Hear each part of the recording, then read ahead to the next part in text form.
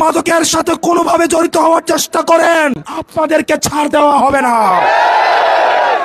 দেবিদ্বারে এই মুহূর্ত থেকে চাঁদার কবরস্থ ঘোষণা করা হলো।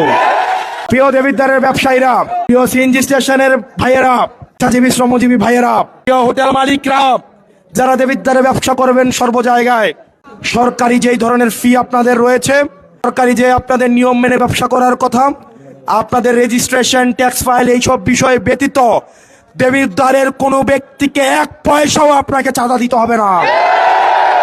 যদি কেউ চাঁদার জন্য আসে, তাকে বেঁধে রেখে আপনারা পুলিশকে খবর দিবেন। দেবিদ্বারের আইন শৃঙ্খলা বাহিনীকে এই মুহূর্ত থেকে আমি সচেষ্ট করে দিয়ে যাচ্ছি, দেবিদ্বারে যারা চাকরি করতে আসবে তাদেরকে এটা মেনেই চাকরি করতে আসতে হবে। সরকারের যেই বেতন ভাতা, সরকারের যেই সুবিধা আপনাদেরকে দেওয়া হয়, আপনারা আমাদের ভাই, আপনারা বাংলাদেশটা পরিবর্তন করতে চান আমার সরকারি চাকরিজীবী ভাইয়েরা। আমরা বিশ্বাস করতে চাই আপনারা ঘুষের সাথে জড়িত না, আপনারা কম্প্রোমাইজের সাথে জড়িত না।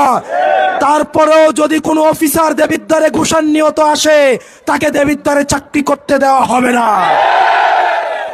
দেবিদ্বারের মাদকের সাথে আপনারা জড়িত আছেন যারা, এতদিন পর্যন্ত মাদক সিন্ডিকেট গুলো রাজনৈতিক ছত্রছায়ায় পরিচালিত হতো, মাদকের একটা অংশ নেতার বাসায় পাঠাতে হতো।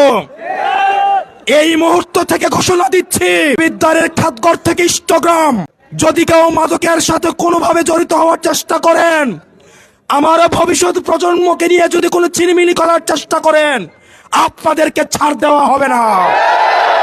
মাদকের সাথে যারা জড়িত, টেন্ডারবাজির সাথে যারা জড়িত, মাটি কাটার সাথে যারা জড়িত, আর যদি সরকারি নিয়মের বাহিরে এক কোদাল মাটি দেবিদ্বারের গুমতি থেকে নেওয়া হয়, আপনাদেরকে ছাড় দেওয়া হবে না। ইতিমধ্যেই মাটি কাটার সাথে যারা জড়িত, টেন্ডারবাজের সাথে যারা জড়িত, চাঁদার সাথে যারা জড়িত, তারা আমাকে অভিনন্দন দেওয়া শুরু করেছেন। হোয়াটসঅ্যাপে আমার সাথে যোগাযোগ করার চেষ্টা করছেন, ফোন করে শুভেচ্ছা জানাচ্ছেন। আমরা আপনার শুভেচ্ছা গ্রহণ করলাম, কিন্তু নামাজ পড়ে তওবা করে আমার সামনে আসতে হবে।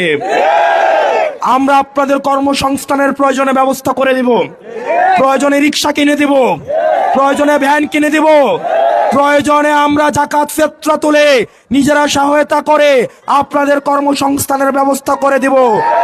কিন্তু আমার গরিব খেটে খাওয়া ভাইদের কোনো অর্থের দিকে, সরকারের কোনো ধরনের সম্পদের দিকে যদি কোনো নিয়ম বহির্ভূত ভাবে আপনারা হাত বাড়িয়েছেন, জনগণ আপনাদের এই হাত